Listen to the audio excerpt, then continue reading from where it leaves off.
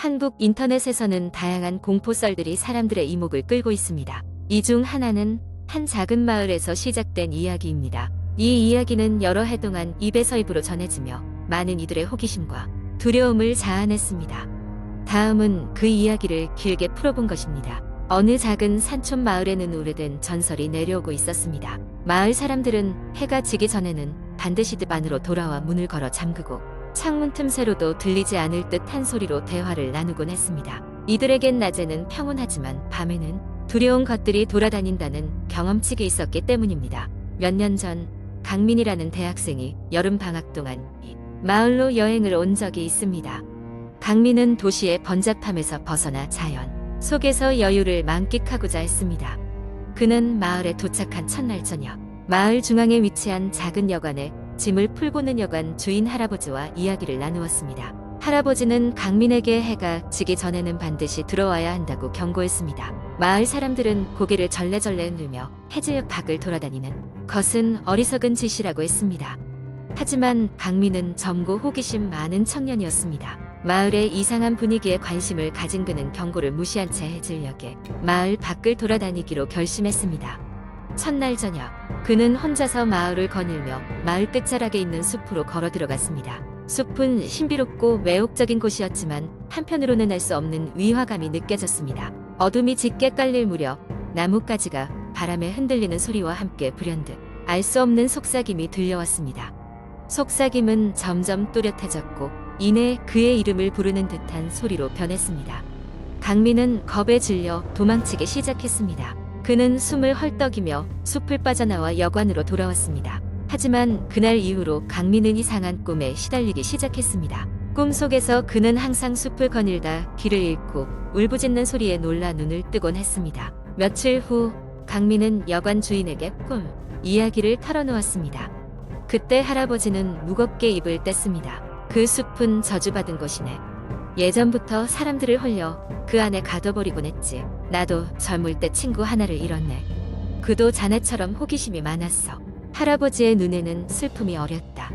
강민은 할아버지의 이야기를 듣고 나서야 사태의 심각성을 깨달았습니다. 그는 무사히 도시에 돌아가고 싶었습니다. 그러나 꿈은 점점 더 그를 괴롭혔고 현실과 꿈의 경계가 모호해지는 듯한 착각에 사로잡혔습니다. 어느 날 밤 그는 다시 한번 꿈을 꿨습니다. 이전과 마찬가지로 숲속을 헤매다 무언가에 이끌리듯 숲 깊은 곳으로 들어갔습니다. 눈앞에 낯선 소녀가 나타났고 그 소녀는 슬픈 눈으로 그를 바라보았습니다. 도와줘 라는 말만 남긴 채 소녀는 어둠에 휩싸여 사라졌습니다. 다음 날 아침 강민은 결심했습니다. 꿈에 나왔던 소녀가 자신에게 도움을 요청했다고 믿은 그는 무언가 해야 한다고 생각했습니다. 그는 여관 주인에게 작별 인사를 하고 숲으로 다시 향했습니다. 마을 사람들은 그를 말렸지만 이미 굳게 결심한 그의 의지를 꺾을 수는 없었습니다. 숲속을 걸으며 강민은 어제 밤 꿈속에서 본 길을 따라갔습니다. 이상하게도 꿈에서 본 광경들이 현실에서 재현되고 있었습니다. 그는 알 수 없는 힘에 이끌리듯 점점 더 깊은 곳으로 들어갔고 마침내 커다란 나무 앞에 다다랐습니다. 나무 아래에는 오래전에 만들어진 듯한 돌무더기가 있었고 그 위에는 오래된 목걸이가 놓여 있었습니다. 순간 그는 자신이 본 소녀가 바로 이곳에 묻혀 있다는 것을 직감했습니다. 목걸이를 들어 올리자 갑자기 주위에 한기가 돌며 소름 끼치는 웃음소리가 들려왔습니다. 그리고 속삭임이 다시 그의 이름을 불렀습니다. 낯선 두려움에 휩싸인 강민은 돌무더기를 제자리에 두고 급히 숲을 빠져나왔습니다. 그는 어떻게 여관까지 돌아왔는지도 모른 채 정신없이 달렸습니다. 그날 밤 그는 다시는 그 꿈을 꾸지 않았습니다. 그 이후로 강민은 마을을 떠났고 누구에게도 그날의 일을 이야기하지 않았습니다. 하지만 몇 년 후 다른 이가 그 마을을 찾았을 때 강민이 겪었던 것과 똑같은 일이 다시금 반복되었다고 합니다. 이 마을의 전설과 숲속의 이야기는 오늘날까지도 사람들의 입에 오르내리며 끊임없는 호기심과 공포를 불러일으키고 있습니다. 밤이 되면 오싹한 숲속의 여운이 여전히 마을에 남아있다고 믿는 사람들은 여전히 말을 아끼고 있습니다. 여러분, 이 마을을 방문할 기회가 생긴다면 어둠이 깔리기 전에 반드시 집으로 돌아가시길 바랍니다. 두 번째 이야기 한국 인터넷에서는 많은 공포썰이 돌아다니며 그 중에는 오싹하고 소름 끼치는 이야기들이 많습니다. 여기서는 그런 공포썰 중 하나를 길게 재구성해 보겠습니다. 이 이야기는 한적한 시골 마을에서 시작됩니다. 인적이 드문 이곳은 밤이 되면 요란한 귀뚜라미 소리와 함께 짙은 어둠이 깔리곤 했습니다. 주민들은 대부분 농사를 짓거나 작은 식당을 운영하며 단조로운 일상을 보내고 있었죠. 그 마을에는 오래된 저택이 하나 있었는데 주민들은 그곳을 귀신의 집이라 불렀습니다. 몇십 년 전 그 저택에서 끔찍한 사건이 일어났다는 소문이 돌았으나 정확한 진실을 아는 사람은 아무도 없었습니다. 다만 저택 근처에 가까이 가지 말라는 것이 오랜 주민들의 경고였습니다. 어느 날 도시에서 온 젊은 기자가 이 이야기에 관심을 가지게 되었습니다. 그는 그 마을의 전설을 취재하기 위해 직접 저택을 찾아가기로 결심했습니다. 기자의 이름은 준호였고 그는 호기심이 많고 겁이 없는 성격으로 소문난 사람이었죠. 준호는 카메라와 녹음기를 챙기고 저택으로 향했습니다. 저택은 정말로 음산한 분위기를 풍기고 있었습니다. 덩굴 식물들이 벽을 타고 자라나며 오래된 벽지를 뚫고 나와 있었습니다. 그는 가벼운 마음으로 저택에 들어섰지만 내부의 분위기는 생각보다 훨씬 더 을씨년스러웠습니다. 입구를 지나 거실로 들어섰을 때 그는 바닥에 놓인 먼지 쌓인 사진첩을 발견했습니다. 사진첩 속에는 저택의 예전 주인으로 보이는 가족들의 모습이 담겨 있었습니다. 하나같이 무표정한 얼굴을 하고 있는 가족들은 몇 장 지나지 않자 차례로 사라지고 그 마지막 장에는 오직 한 명의 소녀만 남아 있었습니다. 소녀의 사진은 어딘가 모르게 불길함이 감도는 듯 했습니다. 준호는 사진을 찍어둔 후 이 저택에서 무슨 일이 있었던 것인지 점점 더 궁금해졌습니다. 저택을 이루고 있는 복도와 방들은 마치 누군가의 흔적이라도 남아있는 듯 준호의 발소리에 맞춰 짧은 메아리를 만들어냈습니다. 그때였습니다. 저 멀리서 들리는 사각거리는 소리. 준호는 그 소리를 쫓아 어두운 복도를 지나갔고 마침내 한 방에 도착했습니다. 그곳은 오래된 서재였습니다. 벽에는 여러 권의 책들이 꽂혀 있었고 그중 하나가 바닥에 떨어져 있었습니다. 준호는 그것을 주워들고 제목을 보았습니다. 사라진 소녀의 일기. 이를 읽어보니 호기심 많은 소녀가 이 저택에서 어떤 일을 겪었는지 적혀 있었습니다. 하지만 그 내용은 중간에서 끊겨 있었고 뒷장에는 알 수 없는 글씨로 들어보지 마라 고 쓰여 있었습니다. 준호는 그 순간 등 뒤에서 서늘한 기운을 느꼈습니다. 무언가가 그를 바라보고 있는 듯한 느낌이었습니다. 숨을 죽이며 천천히 돌아서자 빈 방에는 아무것도 없었습니다. 하지만 그 불길한 느낌은 사라지지 않았습니다. 그는 문득 서재에 걸려있던 시계 가십 3시를 가리키고 있음을 깨달았습니다.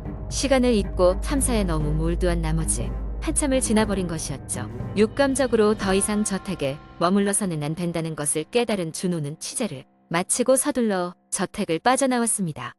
하지만 이상한 일은 그때부터 시작되었습니다. 돌아가는 내내 그는 누군가의 발소리를 들었고 홀로 있지 않다고 느꼈습니다. 그 후 도시로 돌아온 준호는 저택에서 찍은 사진들을 살펴보다가 마음이 섬뜩해졌습니다. 사진 속에는 보이지 않았던 소녀의 모습이 잡혀 있었던 것입니다. 그것이 환영일지도 모른다고 스스로를 달래며 준호는 사진을 철저히 분석하고자 했습니다. 하지만 결과는 그들이 진짜라는 것을 증명할 뿐이었습니다. 이 일을 끝으로 준호는 이상한 사건들을 겪기 시작했습니다.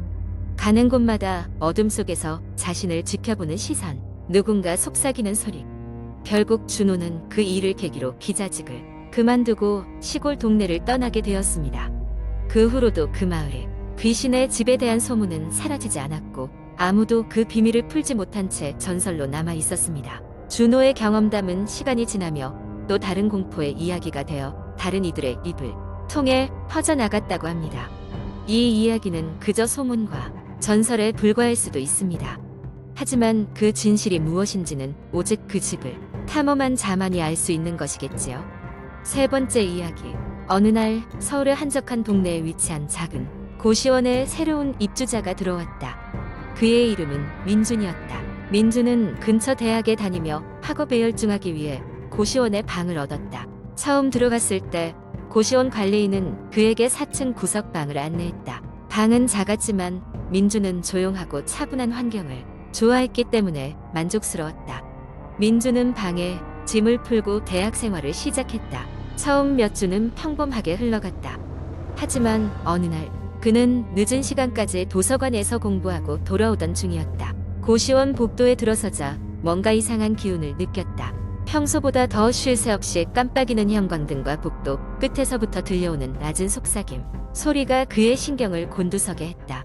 처음에는 피곤해서 판청을 들은 것이라고 생각했다. 그러나 그 후로도 계속 이상한 일들이 발생했다. 그가 밤에 공부를 하려고 불을 끄고 침대에 누우면 천장에서 마치 손톱으로 긁는 듯한 소리가 들려왔다. 소리는 규칙적이었고 마치 의도적으로 그를 괴롭히려는 듯했다. 민주는 잠을 이루지 못하고 밤새 뒤척였다. 어느 날 밤 민주는 결심했다. 그는 소리의 정체를 직접 확인하기로 했다. 손전등을 들고 조심스럽게 복도로 나가 천장을 쳐다보았다.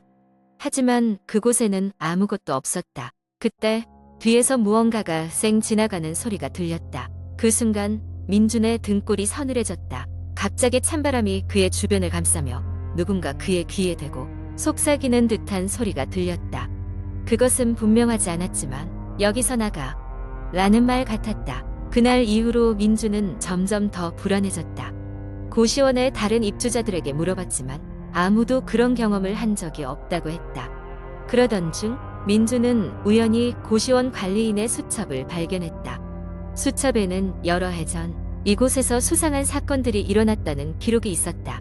그중 하나는 민준이 머물고 있는 방에서 발생한 것이었다. 몇 년 전 그 방에는 한 젊은 여학생이 살고 있었다. 그녀는 학업 스트레스로 심각한 우울증을 겪다가 어느 날 방 안에서 스스로 목숨을 끊었다고 했다. 그 이후로 그 방에서는 이상한 소리와 현상이 자주 목격되었지만 관리인은 이를 쉬쉬하며 덮어두려고 했던 것이다. 민주는 그 이야기를 듣자마자 방을 옮기기로 결심했다. 하지만 이상하게도 그가 방을 옮기려던 날 밤 방에서 더 강렬한 소리가 들렸다. 이번에는 천장에서뿐만 아니라 방 안 곳곳에서 벽을 긁는 소리가 들렸고 온 방이 낮게 진동하는 듯했다. 무언가 그에게 강력한 경고를 보내는 것 같았다. 두려움에 질린 민주는 방에서 나와 다른 곳에서 잠을 청했다. 다음 날 아침 그는 고시원 관리인에게 이 모든 일을 털어놓았다. 관리인은 깊은 한숨을 쉬고는 말했다. 우린 이것이 단순한 사고라고 생각했어요. 하지만 그 이후로도 계속 그런 일이 일어나고 있었던 거군요. 미안합니다. 당신에게 이렇게 위험한 일을 겪게 해서. 결국 민주는 고시원을 떠났고 그 방은 다시 비워졌다. 시간이 흐르면서 그 방에서 일어난 기묘한 사건은 사람들의 기억에서 점차 잊혀갔다. 하지만 민주는 절대 그날의 기억을 잊을 수 없었다. 그는 그곳에서 직접 겪은 두려움이 단순한 환상이 아니라는 것을 알고 있었다. 그 방에 있었던 그녀의 영혼은 아직도 그곳에 머물면서 무언가 전하고 싶어하는 듯했다. 민주는 서울 하늘 아래 어딘가에 그녀가 이제는 평안해지길 바라는 마음을 가지며 고시원을 떠났다.